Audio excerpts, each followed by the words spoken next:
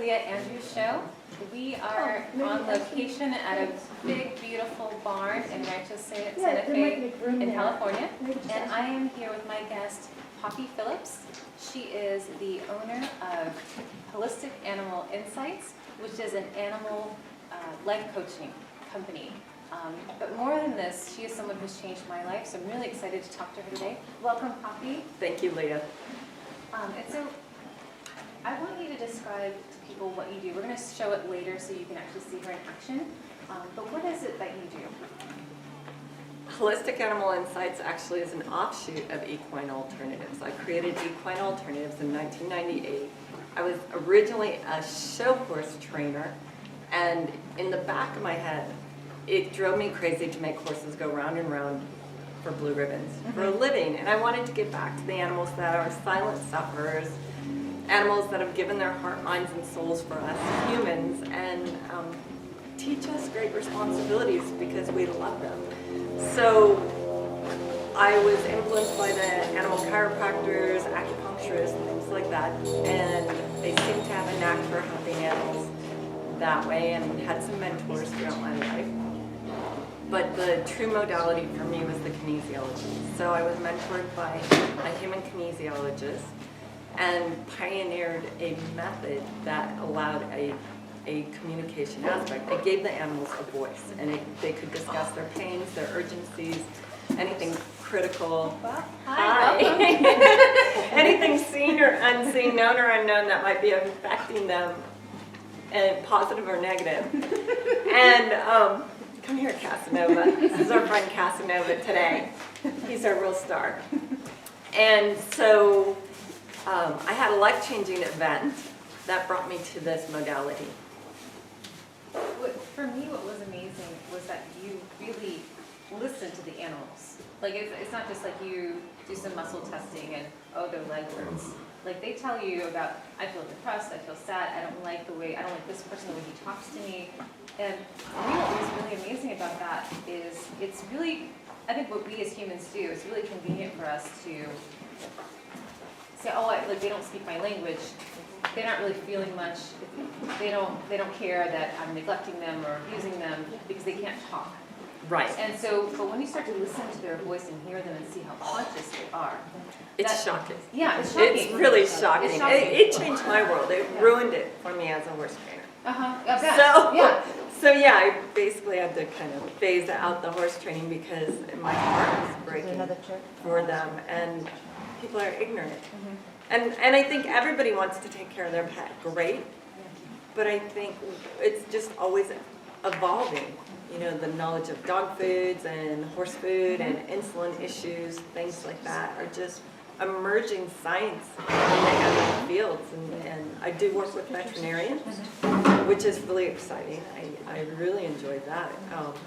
So it's great to have clinical analysis, x-rays, blood work, things like that, to either back it up or to help us go in a right direction. Initially, people would call me on last case scenarios, like near-death issues, and somehow people would get my name and say, oh, this girl, she can probably give you an idea of what's going on in your animal.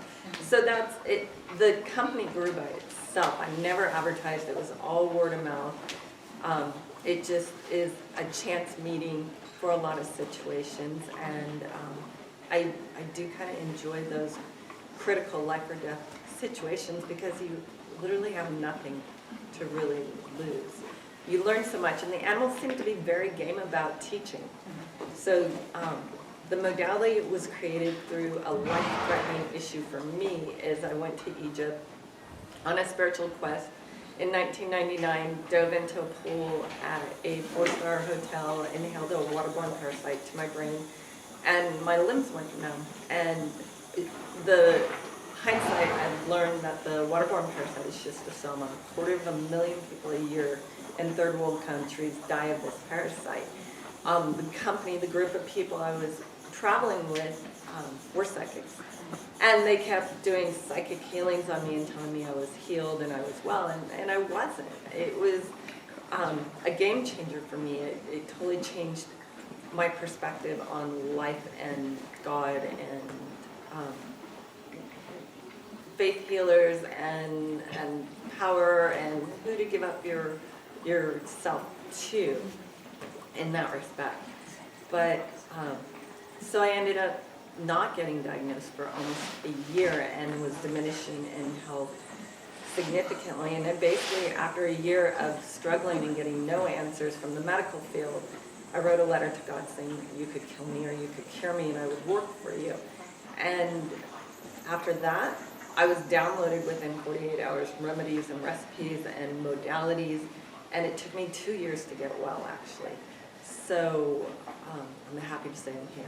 Yeah. And that I'm actually thriving, and it's a huge priority changer when you are dealt with a life-threatening illness, that just waking up, eating breakfast, and getting dressed is a big deal. And so the life-changing event created its own business, and I've been doing it ever since.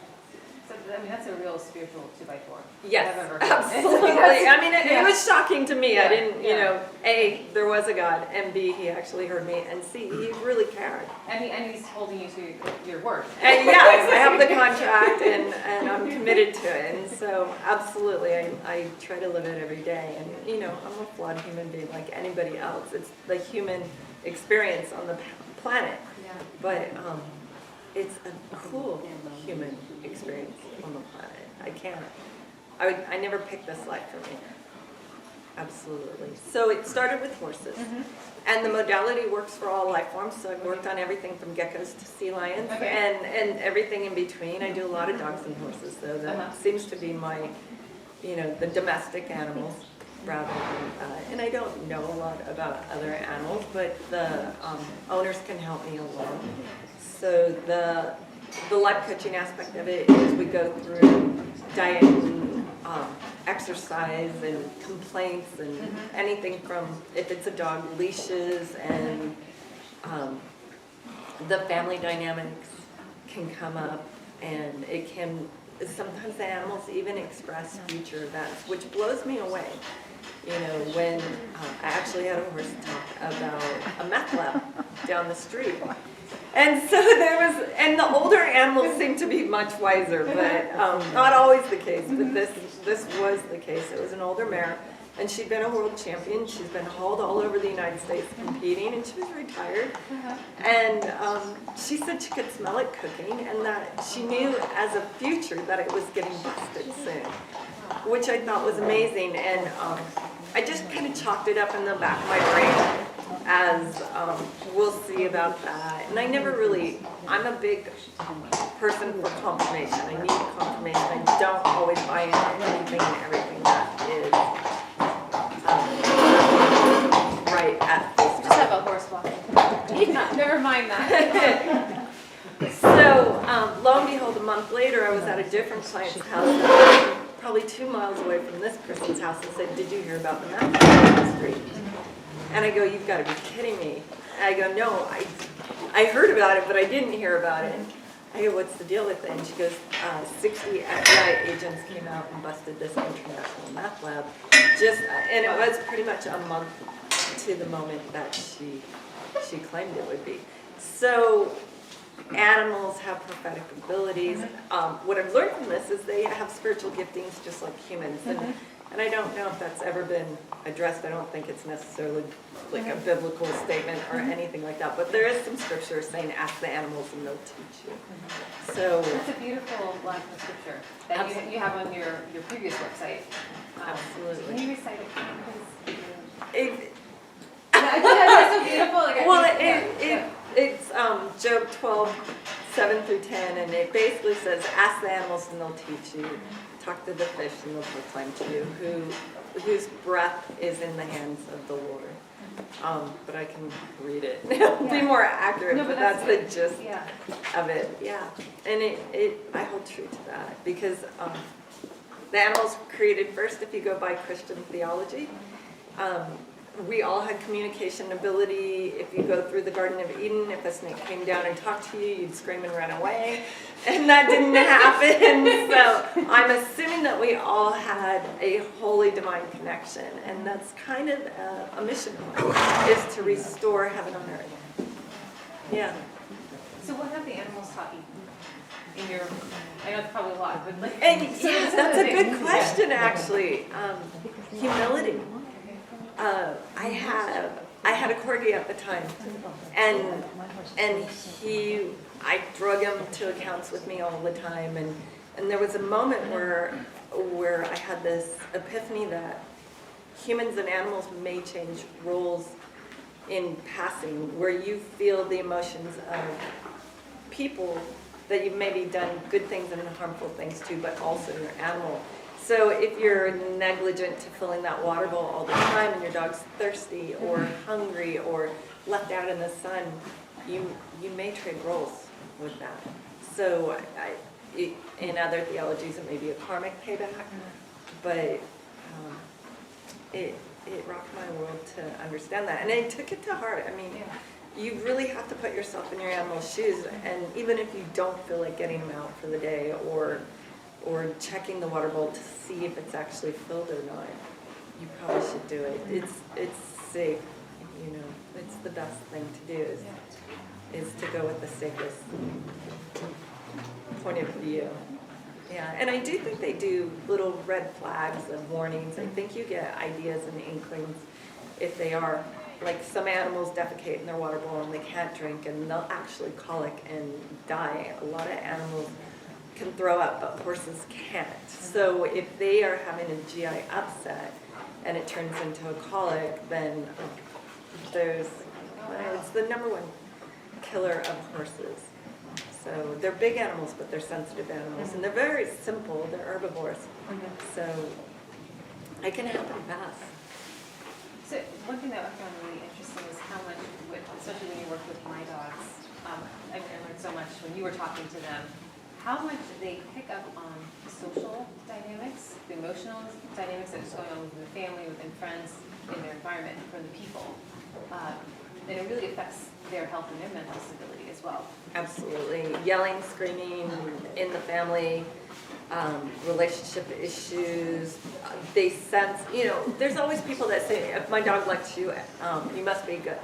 And I don't think that's true for every dog, actually. I think there's some dogs that are really good at discernment and some dogs that are just happy-go-lucky and they see the good in everybody. Right, okay. Or they want to bring out the good in everyone. And so, yes, it's another thing that I've learned is the spiritual gifting aspect, but also how the dynamics play out in the household, or even if you bring in the air conditioning guy or something to that level, and what is attached to them, how it influences the household, the family, new pets, babies in the family. I get a lot of calls for people saying, my wife is pregnant, we're nervous about our dog being okay with the new child into the family. Another big advocacy for me is vaccinosis, is where the pets have been overly vaccinated, and I've had quite a few calls where people were saying, my pet's suddenly chewing the furniture or is suddenly neurotic, and my first question is, when was your last vaccine? Oh, wow, okay. Often these vaccines can aggravate the nerve endings, and the dogs don't know how to express themselves, so they start gnawing on things and being super aggravated and irritated. And it's honestly a fairly simple cure. But a lot of those pets, I wonder how many of them end up going to shelters. People give up on them, kick them out to rescues and disown them because they're unrepairable on a medical level. Well, I mean, they would discard their children, I think, right?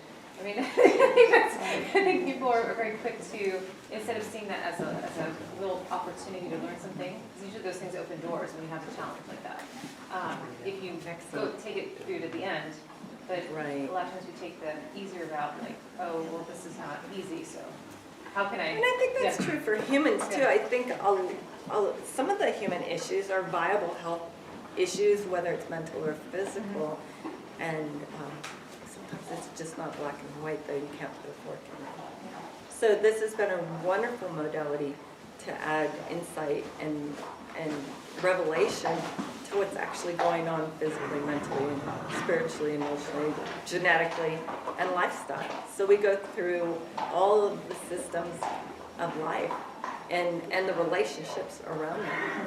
Whether for horses, it can be veterinarians and farriers and horse trainers and boarding facilities. On dogs, it could be your trainer or your groomer, or just your perception of life. Let me ask you this. I always wondered this about you.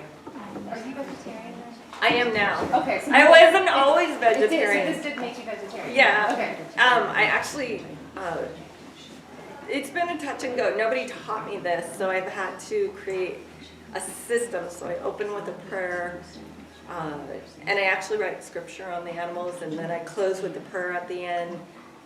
Well, before I learned the opening and the closing, I was kind of a wide open vessel, and as I ate meat, I would hear it. So I would actually hear the trauma of its slaughter and the area that it was kept in, and then I did some research to see if what I was hearing was actually real, and it was disgusting. So I don't have any desire for meat. It's hard being a vegetarian because you look at your platter and you've got vegetables and beans and you're like, that's it. But I think it feels good. For me, it feels good. I don't hear the horrible things. And I think it was good for me to hear that, to understand what the animals in the slaughterhouses are actually going through. It's not nice. And it's got to be shocking for an animal to know that they're only being raised for human consumption, because they know it. I didn't know that they knew it until doing this job, but they actually know they're purely raised for us to eat them. And that's a little sad. It would be like an alien abduction or something awful. Well, you're just there for them to experiment on or something. Yeah, like you have no purpose. They don't see you. They don't value you. But Right. That must be heartbreaking. I would think so. I think it's a tragic situation. Well, we're going to get to you in just one second. I just have one more question for your coffee, because this was another huge epiphany for me when I worked with you. I had also been sensitive when I was younger, and I really shut it down because I didn't know how to protect myself. So you do a lot of work with, you use scripture and you use a lot of essential oils as well. Absolutely. For anointing, and you actually use it to help open up communication. Yes. In the right way, in a protected way. And that's, and that was one of the modalities that kind of kicked in for me is when I first started the kinesiology, it was yes and no answers. It was muscle testing, lifestyle, weak or strong, yes or no. And I would run it initially through a human host, and then I evolved to using myself as an intercessor. And then I would anoint them with frankincense. And I think that was the key to getting sentences and more images. But the first thing that ever came through me as a sentence was I was checking saddle fit on a horse in Davis. And the horse, I heard clearly, said, "I like my new saddle, it's really nice." And so I didn't know. We'll move him back. So You're a good cameraman. Just so you know, his snort is very powerful. So Phillips is waiting in my ear, but He's doing great. Good boy. Look at you. He's You're beautiful. so handsome. He's beautiful. So I articulated that to the owner, and the owner said, "Great, because I spent a fortune on it, so he better like it." Yes. And that was all that was said, and that was like a huge epiphany to me, and it never quit from that moment on. And when I teach it, it seems to be the same as, it's almost like the brain's a muscle. And the more you use it, the more information you get from it. Hi, handsome. So I think this is Cazanova saying it's time to get started. Actually, I really do want to show you at work, because that's what's fascinating. So Cazanova is a beautiful, very loved horse. Actually, we met through a friend who is Cazanova's, I want to say, owner, companion, animal friend.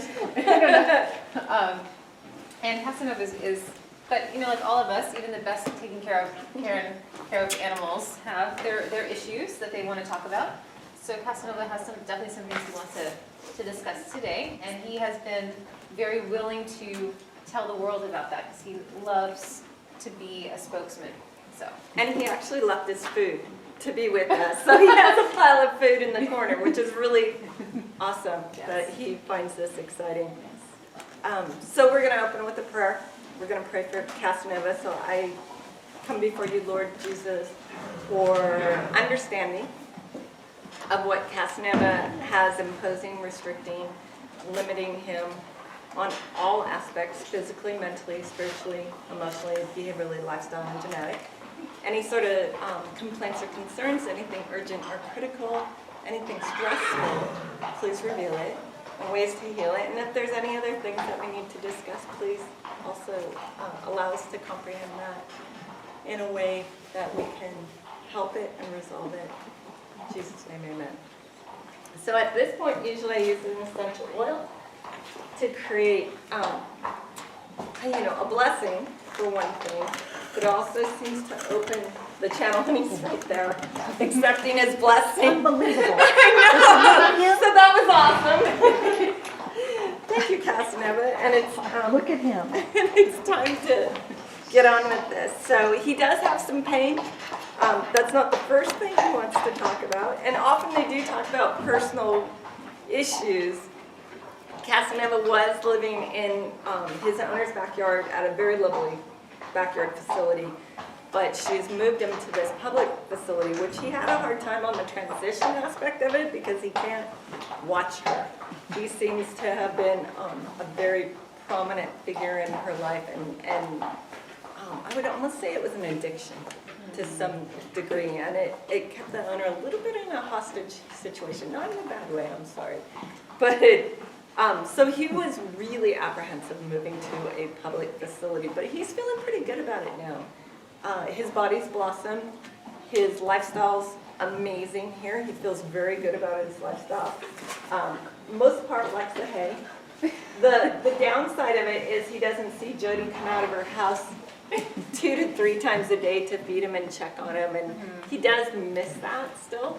And even Jody has a little dog named Lulu that I think they are actually better friends than they led on to. Well, he was nibbling on her feet, like play nibbling on her earlier. It was really cute. And sorry, I had to push you back. So he's changing subject on me, and he's excited to be absolutely part of this episode for Lia.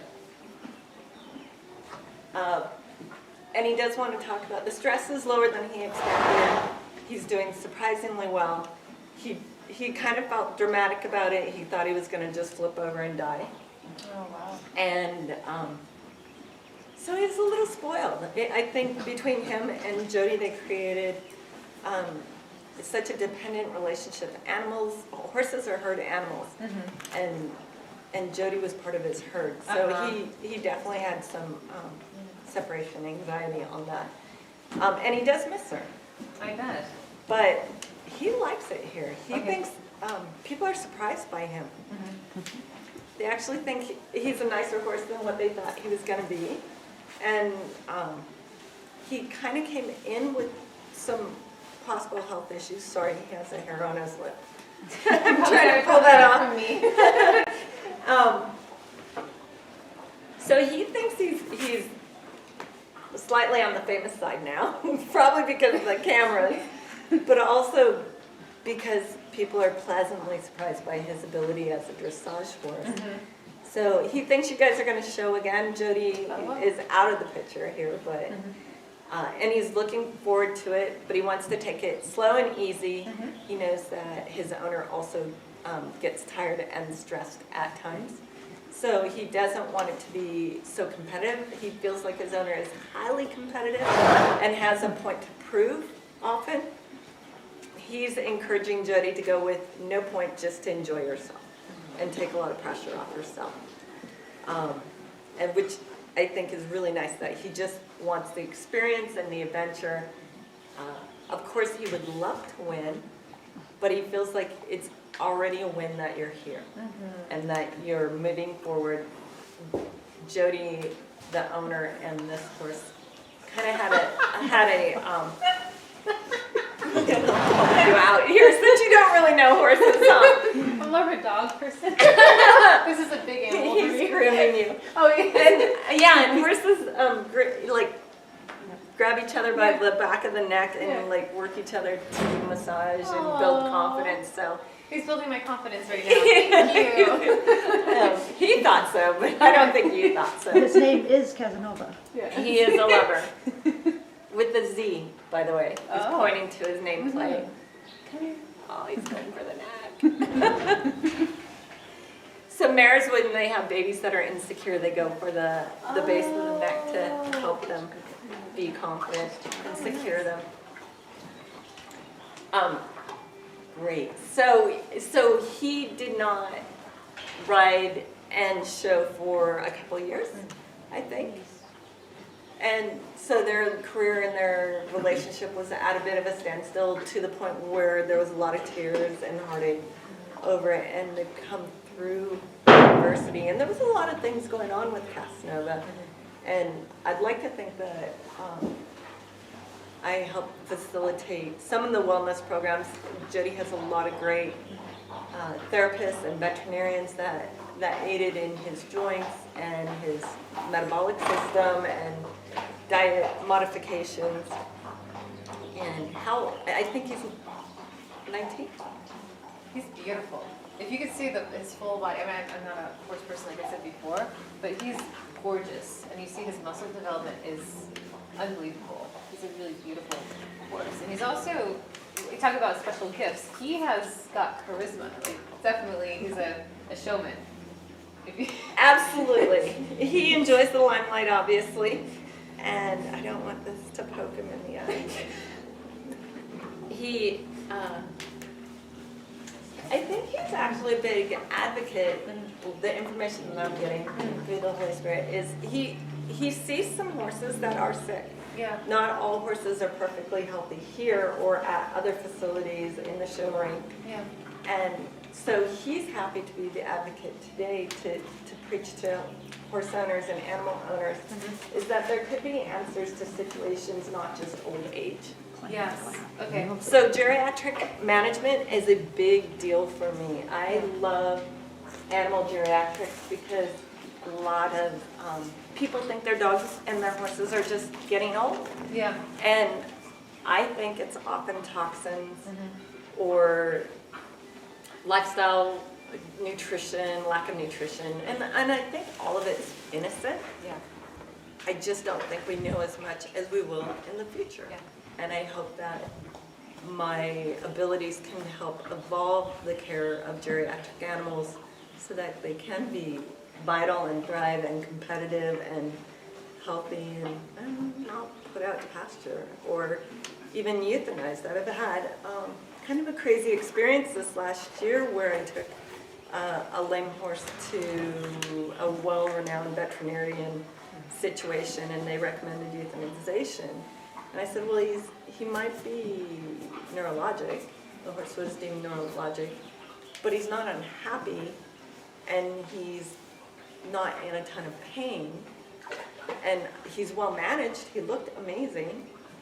And many vets had seen him prior to that. They recommended euthanization, and I said, no, there's not. Dogs can not be ridden, and from the horse's point of view, dogs have it good. If the horses can't be ridden, this vet clinic just would euthanize them, write it off on the insurance, and allow people to get on with their life with a new animal, and the insurance would pay for it. Is that because horses are so expensive to keep up? People expect a return. Is that what that is, or? People ride to ride. Okay. They don't ride to own a big pasture-eating pet. Okay. So it's a sport. Yeah. One of the first scans that, and I call it scanning, was you love your horse more than your sport. And that was one of the horses saying how he adored how his owner loved him over the sport. Well, Yes. a lot of people love their sport more than their horse. And so if they're not rideable, the only way the insurance can be collected is to euthanize. And that's heart-wrenching. Yes. And I understand it, because if you bought a $30,000 horse for your daughter and all of a sudden it's unrideable and she can't show anymore and her Olympic dreams and goals are dashed, I get that. But it'd be great to either actually make him well, horse, if he's not being able to do that level of competition for somebody else. These animals are really resentful for the way we take care of our cats and dogs, because they don't have to have a career. Yes. And these animals have to be career oriented to be loved. And that's the biggest advocate is that Jody didn't give up on this horse. Yes. So that's Well, she's an incredible owner. I mean, yeah. Absolutely. And so this is the best thing that he can voice today to the general public, of me being his voice, is don't give up. There might be an answer. There might not be an answer, but there might be a different situation where the animal can thrive. Just because it might not be rideable at that moment, there's still possibly a life lesson attached to it, or some sort of revolutionary discovery, whether it's within this horse's journey or some other horse's journey that will aid other horses on the planet. So this horse is grateful that Jody never gave up on him. And he wanted to express that. Absolutely. And there was times where it looked bad. You know, he didn't know if he'd ever get sound. But in his head, he knew the final outcome.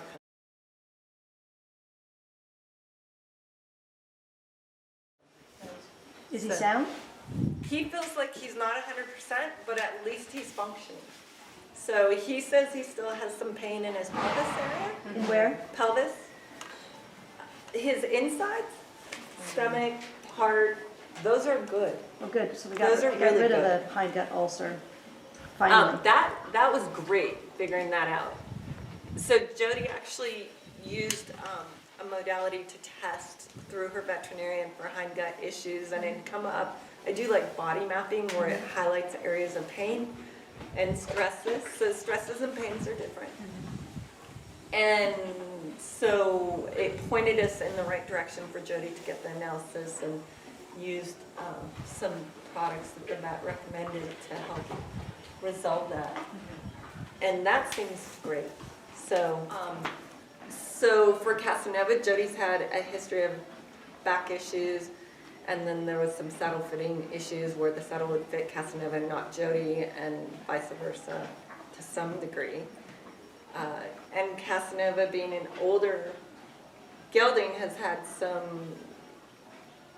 it sounds like he had an accident in the hind end before. I don't know if you knew that. Well, something happened. But I mean, I think he cast it does himself. sound like he probably got cast, and cast means where the horse got stuck on the side of the stall and couldn't get up.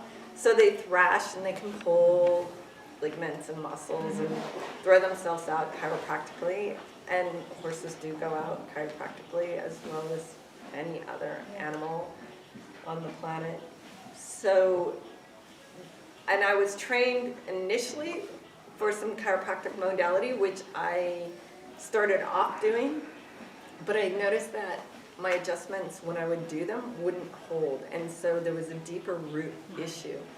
For this horse, there is still several things attached to the left hind, which part of it's saddle fit, part of it's the way Jody wants to lean on the right rein.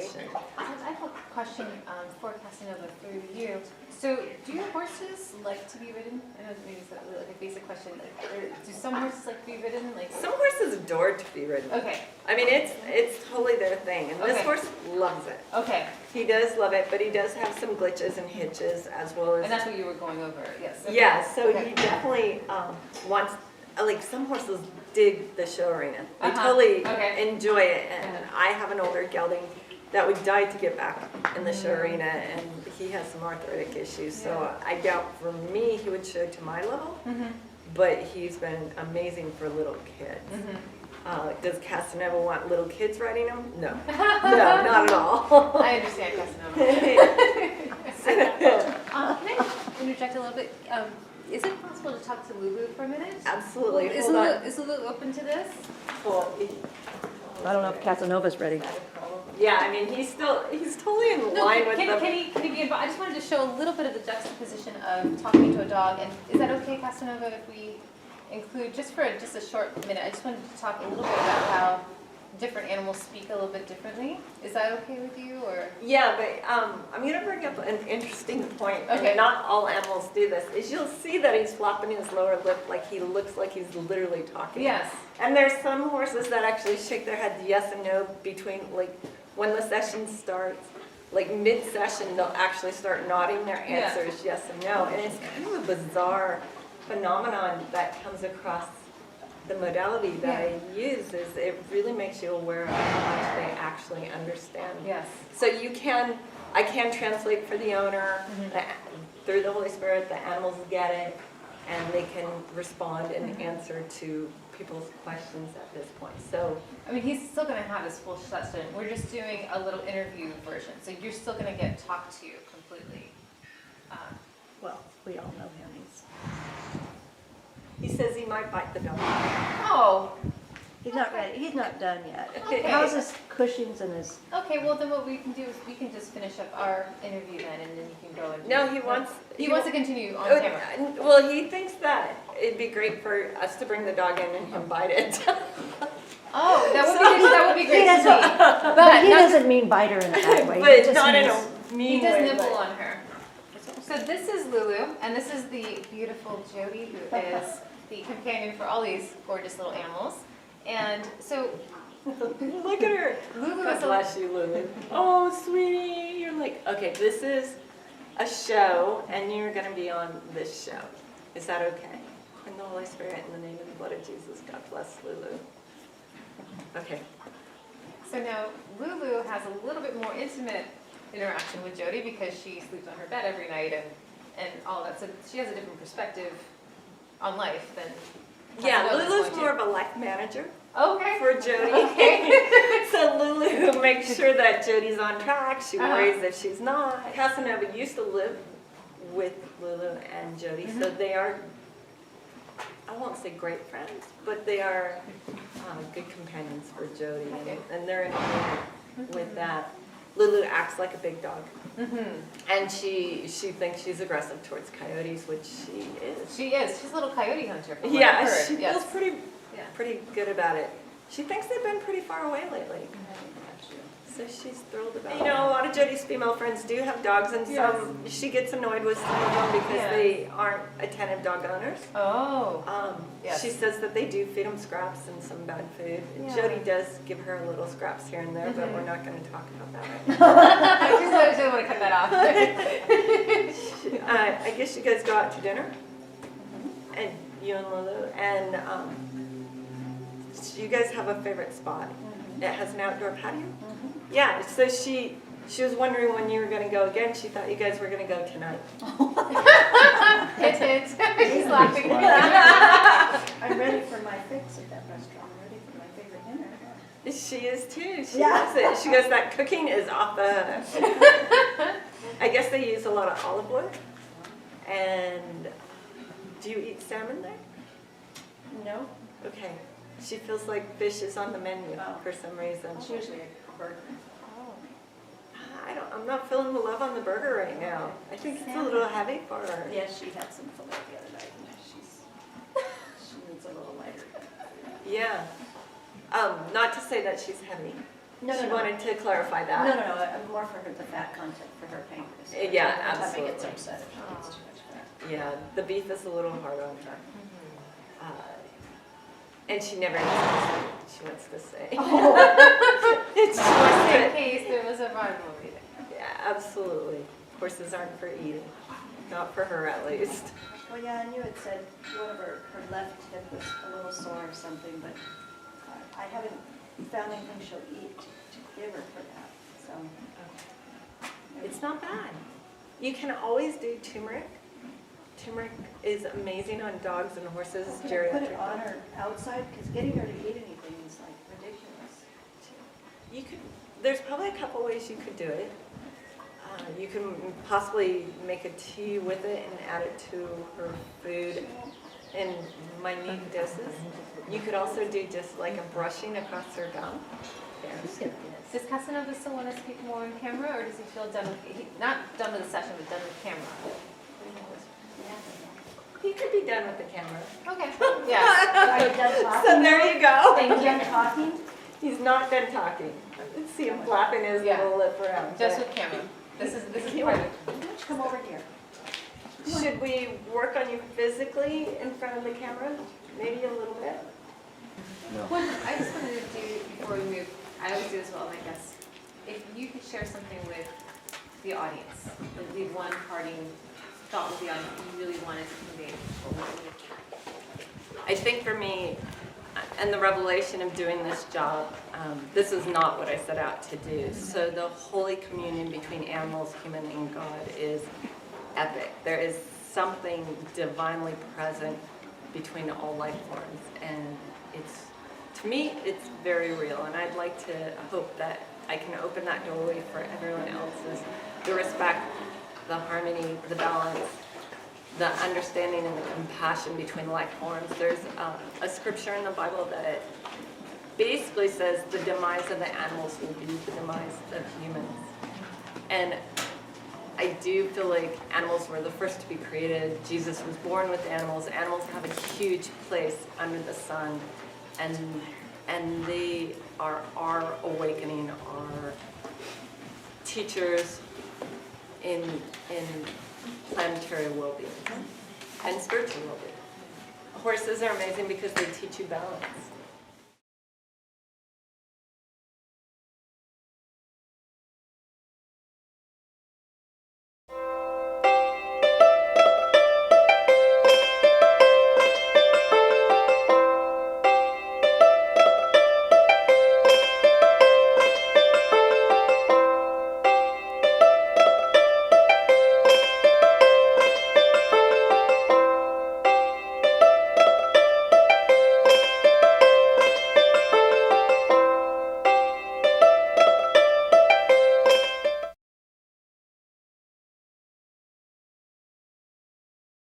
He wants you to set up your hierarchy as the senior, Okay, and then him.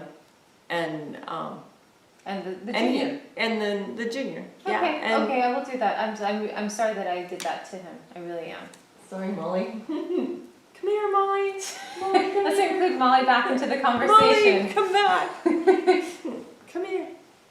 Hi. Are we talking smack? We're talking smack. That's what she was. She laughed. She came right up. So when Poppy came in, Molly went straight up to her and was like buttering her up because she knew this was coming.